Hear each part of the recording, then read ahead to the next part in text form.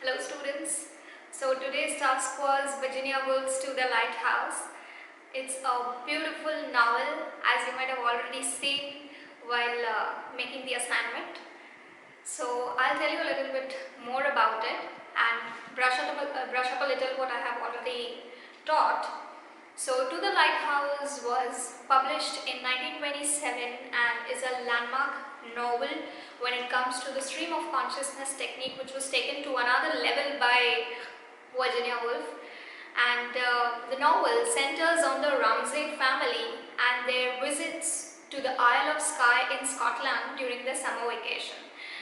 And the novel is a very important read from the feminist perspective as well, because the women characters play a major role in the novel, especially the character of Mrs. Ramsay, who is present everywhere in the novel despite the fact that she dies very early in the story. So the novel is divided into three parts: the window, time passes, and the lighthouse. In the window, there are various things that we see, that too through the minds of various characters. Woolf has written it in a way which requires careful and attentive reading if we've got to follow what's going on. And it is important to note that the plot in the novel is secondary to the philosophical aspect of the novel. The plot is very simple. It is just the story of a visit, of a journey to the lighthouse. They come to their summer house. Their little son James, the Ramsay's little son James, Mr. and Mrs. Ramsay are husband and wife, and they have 8 children, and the youngest of the 8 children is James. And when they come to their summer house, James sees the lighthouse across the bay, and it fascinates him, and he says that I want to go to the lighthouse, but Mr. Ramsay says no, the weather is not appropriate and you can't go. So James is disappointed. 10 years later, they visit the lighthouse. That's the story, major. But the philosophical aspect, the symbolism is very profound in the novel. What happens in the first part, that is window passes, is the afternoon and evening of a single day, in which that part gets over. In the afternoon, we see that Mrs. Ramsay is sitting by the window from where the other characters in the novel can see her. She is sitting and she is reading out a book to James. She is reading out a story to James. And Lily Briscoe, the other characters are Lily Briscoe. They have guests in their summer house. So Mr. and Mrs. Ramsay and their 8 children have arrived in this house, and they have several guests in this house. These guests include Lily Briscoe, Charles Tensley, William Banks, Augustus Carmichael, Paul Raleigh, Minta Doyle. So there are other characters which we'll gradually come to know about as we discuss the story.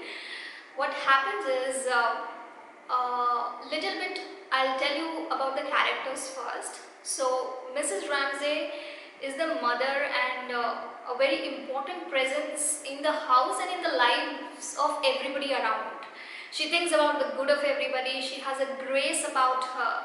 And Mr. Ramsay is a philosopher, a highly accomplished scholar, and despite being so accomplished and so intellectual, he looks up to Mrs. Ramsay for reassurance of his intellect.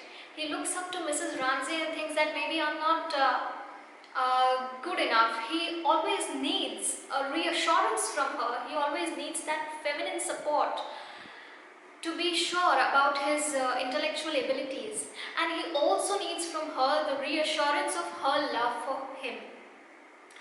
He has an apprentice, an assistant called Charles Tensley. Charles Tensley is not liked by anybody in the novel, but Mrs. Ramsay still is not able to think bad about him, because she is the epitome of kindness. She is very motherly. She is that feminine energy in the novel. So she does not think bad for Charles Tensley either. She wishes good for him. She has hopes. Like, not everybody hates Charles Tensley, And another guest is Lily Briscoe, who is trying to paint a portrait of Mrs. Ramsay throughout the painting, but throughout the novel, but somehow she is not able to visualize what she's feeling. She is not able to visualize that painting that she wants to make. She makes this painting 10 years later. It takes her quite a lot of time to finish this painting, but when we come to the symbolism in the novel, we'll understand what this is about. But for now, we can just stick to the point that Lily Briscoe is a house guest who's trying to make a painting of Mrs. Ramsay. And as Mrs. Ramsay is sitting by the window and reading out the book to her son, Lily Briscoe watches her from the lawn, and she's painting and she looks up to Mrs. Ramsay and she's trying to paint her, but she has complex thoughts going about in her mind about how to make this, how to visualize this, how to take out, how to express what she's feeling about Mrs. Ramsay on her portrait, on her canvas. So Lily admires Mrs. Ramsay a lot, and that's why she's making her painting. And while she's making the painting, Charles Tensley comes and he says that women can't paint, women can't read, and that annoys her. Like, Charles Tensley, as I said, is not liked by anyone, so he's not liked by Lily Briscoe either. And she's annoyed when he says that women can't paint. And then there is another character called William Banks. William Banks is a friend of the Ramsays as well, and William Banks is a character whom Mrs. Ramsay wants Lily to marry. Now, what Mrs. Ramsay thinks that Lily is a young, unmarried, talented painter. She's not very good looking, but I think she should get married, and she should get married to William Banks. So Mrs. Ramsay is thinking about everybody. Even when there is the talk about going to the lighthouse, she makes socks for the child of the lighthouse keeper as well. So she is that ultimate feminine energy in the novel. So coming back to the summary, coming back to the story, it is very difficult actually to give an overview of a novel written in the stream of consciousness technique, because the novelist constantly digresses, constantly goes away from the main point that he is telling, because he tries to jump into the thoughts of from one character's thought to another character's thought, and even in the middle of the line he'll break into another character's thought. So that's how it goes. So in the afternoon we just see that Mrs. Ramsay is sitting by the window, she's recalling her childhood, she's seeing all these people, she's wishing well for all these people. Meanwhile she's reading out the story to James, and Mr. Ramsay is also watching her from the lawn. He's taking a walk in the lawn and he watches Mrs. Ramsay who's sitting by the window, and he thinks that he doubts his intellect. He needs a constant assurance of his intellect from Mrs. Ramsay. He depends on her sympathy, he depends on her caring, he depends on her love, and he also wants reassurance of her love. So when young James, the youngest son, says that I want to go to the lighthouse, he can see that lighthouse across the bay. So Mr. Ramsay says that the weather is not appropriate, and I am predicting it. I can't be wrong. He's the scholar, so he cannot be wrong. Even he turns to Mrs. Ramsay for the reassurance that am I right?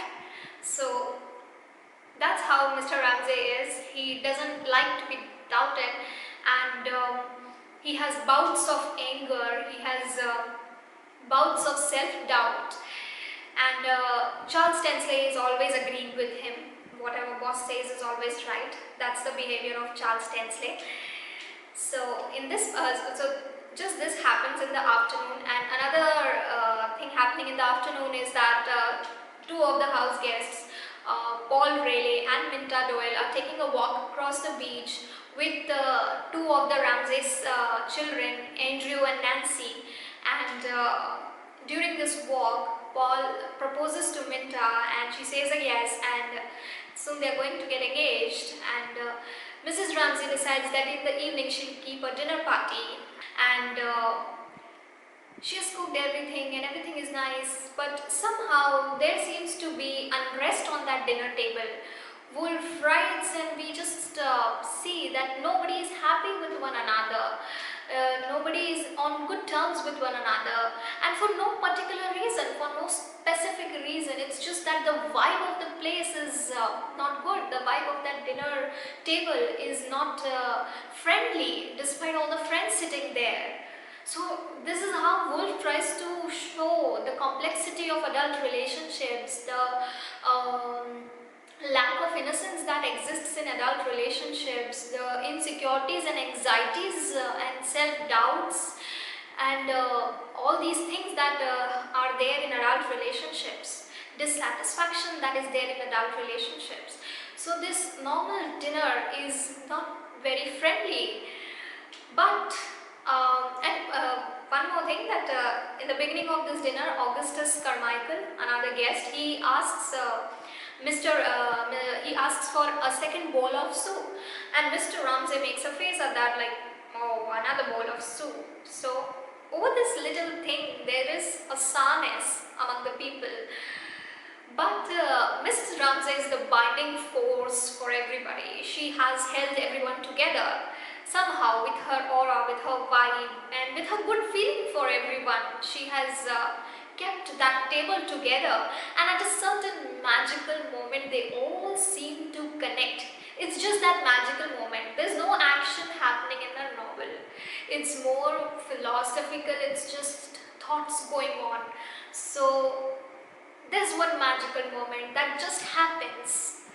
The beginning of the dinner, nobody is happy with each other, but during the dinner, a point comes when there is magic on the table and people are exchanging a vibe of reconciliation, friendliness, and Mrs. Ramsay can sense it, and she thinks that this is something permanent, this is a permanent feeling.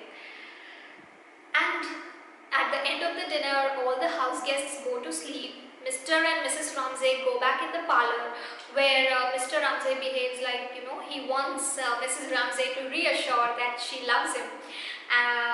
But there's nothing direct. Mrs. Ramsay finds that she's not able to express her love directly to him. So what she does is, she says that his view that the weather is not going to be good tomorrow is correct. So in that way, he is reassured that she still loves him. The second part takes a leap of 10 years. I mean, directly after 10 years, now we see that the First World War has already broke out, and the Ramsay family has not been to this summer home, and Mrs. Ramsay has died suddenly one night during these years. And now after 10 years, the Ramsays are going to come back again to their summer home in the Isle of Skye in Scotland. And we see mostly all these things in the part through the psyche of Mrs. McNab. Now Mrs. McNab is the housekeeper of the Ramsays summer home. We see that she is saying that how after the death of Mrs. Ramsay, nobody came here, and how this house has been subject to the winds of time and change, and the sea winds which have destroyed the house, and there's too much of growth of the plants, and it's like the house is in a destructive state. So it is also symbolic of the First World War that was going on, which was leading to destruction everywhere. We'll come to the symbolism. The symbolism is the most fascinating part of the novel. It is difficult to stop talking about it. So first, just the summary. Let's stick to the summary first. So we see through the eyes of Mrs. McNab that the house is in a poor condition, and Mrs. McNab hires a few people to clear the house, to set the house in order, and Lily Briscoe is the first person to arrive. And also we come to know that Mrs. Ramsay has died, her son Andrew has died fighting in the First World War, her daughter Prue has died because of an illness which she contracted while giving birth to a child. So Prue has died, Andrew has died, and Mrs. Ramsay has died. So it's a section of death and destruction. It is just this much of action in this section, which is time passes. So from the window to time passes, 10 years have passed, and big events have happened, deaths have happened, and now the remaining Ramsay family is going to arrive in their summer home, and at the end of this section, Lily Briscoe has already arrived, and this section is we come to know what is happening here from the psyche of Mrs. McNabb at some points, and at some points from the point of view of an omniscient narrator. There is just a third person narrator that so and so is happening, though so and so happened, and other things from the point of view of Mrs. McNabb. Now we jump to the third section, which is the lighthouse. Now in the lighthouse, everybody else has arrived. Lily Briscoe, Mr. Ramsay and the children, the Ramsay's children have arrived, and Mr. Ramsay says that alright, we'll go to the lighthouse. So the morning when they are leaving for the lighthouse, Mr. Ramsay is getting angry over the delays in going. The children are making delays, they're getting late, and Mr. Ramsay is angry about it. Now there's no Mrs. Ramsay to console him. He turns to Lily Briscoe to look for that comfort in her, but Lily Briscoe is unable to give him that confirmation, that consolation he wants. She can't be like Mrs. Ramsay, and finally they leave for the lighthouse, and they are in the boat sailing towards the lighthouse. In the boat there is Cam and James. Cam is another Ramsay's daughter, and her name we come to know in this part only. So there is James, there is Cam, and there is Mr. Ramsay in the boat, and just as they leave, Lily Briscoe starts that painting which she was trying to make 10 years ago of Mrs. Ramsay.